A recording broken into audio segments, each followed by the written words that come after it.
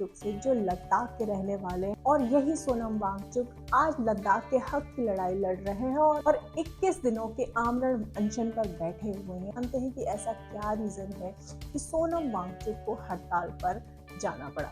ये किस्सा शुरू होता है साल 2019 में, जब भारत की सरकार ने जम्मू एंड कश्मीर से धारा 370 हटा ली और उसे इंडिया का एक इंटीग्रल पार्ट बना दिया। जम्मू कश्मीर और लद्दाख को 2 हिस्सों में बांटा गया और लद्दाख और जम्मू कश्मीर दोनों को ही यूनियन टेरिटरी बना दिया। यूनियन टेरिटरीज बनाई गई। अब जब ये 2 यूनियन टेरिटरीज बनाई गई थी तो देश के कुछ लोग तो इसके फेवर में थे और कुछ लोग इसके अगेंस्ट बात करते थे, ताकि सब कुछ पीसफुल रहा और कश्मीर और लद्दाख के लोगों ने इसको बहुत ज़्यादा वेलकम किया। तो आइए अब समझते हैं कि आखिरकार ऐसी क्या बात हुई कि सोनम वांगचुक को 21 दिनों की हड़ताल पर जाना पड़ गया। 2019 में जम्मू कश्मीर और लद्दाख को यूनियन टेरिटरी बनाया गया, तो अब लद्दाख के लोग इस डिसीजन से बहुत ज़्यादा खुश थे, क्योंकि लद्दाख के लोग हमेशा से ही इंडिया से सॉलिडारिटी फील करते हैं। इंडियन आर्मी में लद्दाख के बहुत सारे सिटीजन सर्व भी करते हैं, पर लद्दाख के लोगों ने इंडियन डिफेंस सिस्टम को लद्दाख में के थ्रू इंडिया में होने वाले चाइना के इंटीग्रेशन को या कह लीजिए घुसपैठ को सही टाइम पे इन्फॉर्म करके गवर्नमेंट की काफ़ी मदद की। इसकी वजह से बहुत बड़े बड़े अटैक्स भी रोके जा सकते हैं। तो लद्दाख के लोगों के लिए तो ये बहुत ही अच्छी बात थी। वो हमेशा से इंडिया का एक इंटीग्रल पार्ट होना चाहते थे। तो लद्दाख की इकोनॉमी की बात करें या उसकी ज्योग्राफी की बात करें तो लद्दाख एक कोल्ड डेजर्ट है जो कि रेन शैडो एरिया में पड़ता है। रेन शैडो एरिया में पड़ने की वजह से लद्दाख में ना तो बहुत ज़्यादा बारिश होती है और यहाँ पर क्लाइमेटिक कंडीशन भी बहुत हार्श होती है, क्योंकि ये कोल्ड डेजर्ट है तो यहाँ पर टेम्परेचर काफ़ी ज़्यादा गिर जाता है। इस वजह से यहाँ पर एग्रीकल्चर का उतना डेवलपमेंट नहीं हो पाता in comparison to Jammu and Kashmir. कि जम्मू एंड कश्मीर के हिमालयाज जो हैं वो वेस्ट साइड में पड़ते हैं, वजह से वहाँ पर हॉर्टिकल्चर का अच्छा खासा डेवलपमेंट हो जाता है। वहाँ पर ड्राई फ्रूट का बिजनेस भी बहुत अच्छा है और हमेशा ही जम्मू कश्मीर का स्ट्रक्चर का डेवलपमेंट होता रहा है। अब अगर लद्दाख के टेरेन की बात करें तो लद्दाख का टेरेन काफ़ी डिफिकल्ट है। अगर आप में से बहुत से लोग लेह लद्दाख की अपनी ट्रिप पर गए होंगे तो आपने ज़रूर डिफिकल्टी ऑफ टेरेन को फील किया होगा, जहाँ पर रोड अच्छे से नहीं बनी हुई है अगर आप लद्दाख को ट्रैवल कर रहे हैं बाय रोड। यहाँ पर लद्दाख में एग्रीकल्चर तो बहुत अच्छा डेवलप नहीं हो पाता है। यहाँ पर लद्दाख का अपना एक इंडिजिनियस कल्चर है। यहाँ पर बहुत सारी नोमैडिक ट्राइब्स हैं जो बहुत एंशिएंट टाइम से यहाँ पर रह रही है और यहाँ पर ये भी कहना है कि लद्दाख में कुछ ऐसी ट्राइब्स है जो आर्यंस के टाइम पर से सर्वाइव कर रही है और आर्यन रेस से क्लोजली रिलेटेड है। इसके अलावा लद्दाख में बहुत ज़्यादा पेस्टोरल इकोनॉमी है। लद्दाख के लोगों का मेन ऑक्यूपेशन पेस्टोरलिज्म है। ये भेड़ बकरियों को पालते हैं और अपने अपने चारगाहों में इन भेड़ बकरियों को ले जा करके उनका पालन पोषण करते हैं।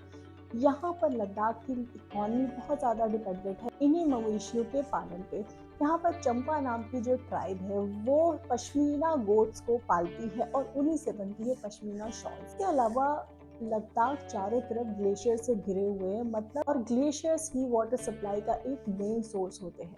सोनम वांगचुक की बात करें तो पर्सनैलिटी जो हमेशा से सोसाइटी के लिए, एनवायरनमेंट के लिए और एजुकेशन के लिए काम करते रहे हैं। एजुकेशन की अगर बात करें तो सोनम वांगचुक पेशे से खुद इंजीनियर हैं और उन्होंने श्रीनगर के एनआईटी कॉलेज से अपनी इंजीनियरिंग की डिग्री कंप्लीट की है।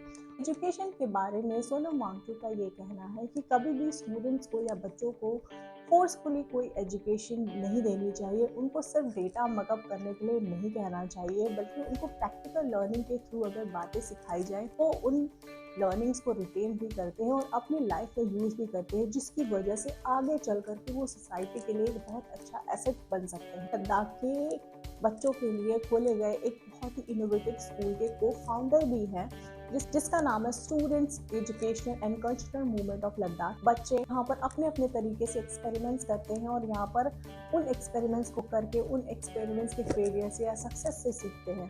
तो यहाँ पर सोनम वांगचुक का ये कहना है कि इस तरह से ये बच्चे अपनी पढ़ाई को फन वे में कर भी पाएंगे और साथ ही साथ आगे चलकर सोसाइटी के लिए काम भी आएंगे।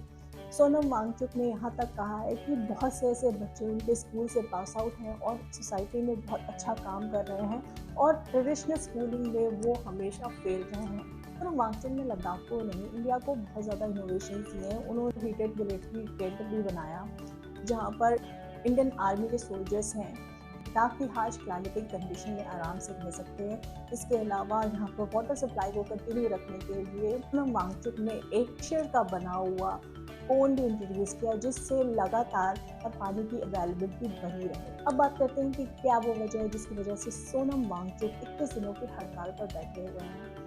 यहाँ पर सोनम वांगचुक का ये कहना है कि जब यूनियन टेरिटरी लद्दाख बन रहा था तब लद्दाख से बहुत ज़्यादा प्रोमिसेस किए गए थे और ये भी कहा गया था कि लद्दाख को 6 शेड्यूल का स्टेटस दिया जाएगा। तो सोनम वांगचुक का ये कहना है कि जब साल 2019 में यूनियन टेरिटरी दोनों लद्दाख और जम्मू कश्मीर को बनाया गया था, तब जम्मू एंड कश्मीर के पास तो अपनी लेजिस्लेटिव असेंबली है जहां पर उनके इलेक्टेड रिप्रेजेंटेटिव आते हैं जो जम्मू एंड कश्मीर की टेरिटरी से ही चुनकर आएंगे और वो जाकर के जम्मू एंड कश्मीर की प्रॉब्लम को सेंटर में रख सकते हैं और वहां पर डिस्कस किया जा सकता है। लेकिन लद्दाख के पास इस तरह की कोई भी लेजिस्लेटिव असेंबली नहीं है जिससे कि लद्दाख के लोग चुन करके वहां जा सकें और सेंट्रल में लद्दाख की जो प्रॉब्लम्स वो सेंट्रल असेंबली में रख सकें। क्योंकि सोनम वांगचुक का ये कहना है कि अगर इसे सिर्फ यूनियन टेरिटरी बनाकर छोड़ दिया जाएगा तो लद्दाख की बात, लद्दाख की आवाज़ को सेंट्रल में पहुंचाना बहुत मुश्किल हो जाएगा। क्योंकि अगर डायरेक्ट सेंट्रल के कंट्रोल में ये रहता है तो यहाँ पर कोई ना कोई एग्जीक्यूटिव, कोई ऑफिसर आकर के इसके एडमिनिस्ट्रेशन को चलाएगा, आउटसाइडर होगा। अब आउटसाइडर होने की वजह से वो लद्दाख के ना तो कल्चर को समझ सकता है और ना ही लद्दाख की मेन प्रॉब्लम्स को समझ सकता है। इसलिए ज़रूरी है कि लद्दाख को एक ऐसी यूनिट दी जाए जिसकी वजह से लद्दाख के लोग लद्दाख की बात को सेंट्रल में पहुंचा सके, उनकी प्रॉब्लम्स को समझा सके ताकि वो प्रॉब्लम सुलझाई जा सके। सोनम वांगचुक ने ये भी कहा है कि जब लद्दाख को यूनियन टेरिटरी बनाया गया था तब उसे वादा किया गया था कि उसे 6 शेड्यूल का स्टेटस दिया जाएगा। 6 शेड्यूल का जो प्रोविजन है वो इंडियन कॉन्स्टिट्यूशन में मौजूद है, जो ऐसे ट्राइबल एरियाज को दिया जाता है जहाँ पर ऐसी ट्राइब्स मौजूद हैं जो बहुत ही इंडिजिनस, अपने कल्चर और अपने ट्रेडिशन के लिए बहुत ही यूनिक है और उन कल्चर्स को प्रिजर्व करने के लिए ही इनको 6 शेड्यूल में डाला गया है। वहाँ पर मौजूद ट्राइब्स अपने लिए ऑटोनॉमस डिस्ट्रिक्ट काउंसिल बनाने की हकदार बन जाती हैं और ये ट्राइब्स अपने फैसले जैसे मैरिज, डिवोर्स, सोसाइटल इशू या फिर और भी कोई इशू ऐसा है जो इन ट्राइब्स से रिलेटेड होता है जिनको ये ट्राइब्स ही समझ सकती हैं। क्योंकि इनका ये कहना है कि ये ट्राइब्स बहुत ही यूनिक है और बहुत ही लॉन्ग टाइम से अपने कल्चर को फॉलो करती चली आई हैं। इस वजह से इनके कल्चर को सिर्फ ये ट्राइब्स ही समझ सकती हैं और इनको ये हक मिलना चाहिए कि ये अपने फैसले और अपने डिसीजंस को ले सकें। अभी तक 6 शेड्यूल में असम, मिजोरम, त्रिपुरा और मेघालय को शामिल किया गया है। यहाँ पर भी ट्राइबल पॉपुलेशन इमेंस अमाउंट में मौजूद है और वो अपने फैसलों को अपने ट्राइबल कल्चर के अकॉर्डिंग लेने के लिए फ्री है। इस तरह का कुछ स्टेटस की डिमांड कर रही है लद्दाख की जनता। सोनम वांगचुक का ये भी कहना है कि अगर हम लद्दाख को 6 शेड्यूल में डालने की बात कर रहे हैं तो हमारा ये बिल्कुल नहीं कहना है कि यहाँ पर डेवलपमेंट ना हो और यहाँ पर किसी भी तरह की इंडस्ट्रीज ना आए, यहाँ पर किसी भी तरह की माइनिंग ना की जाए।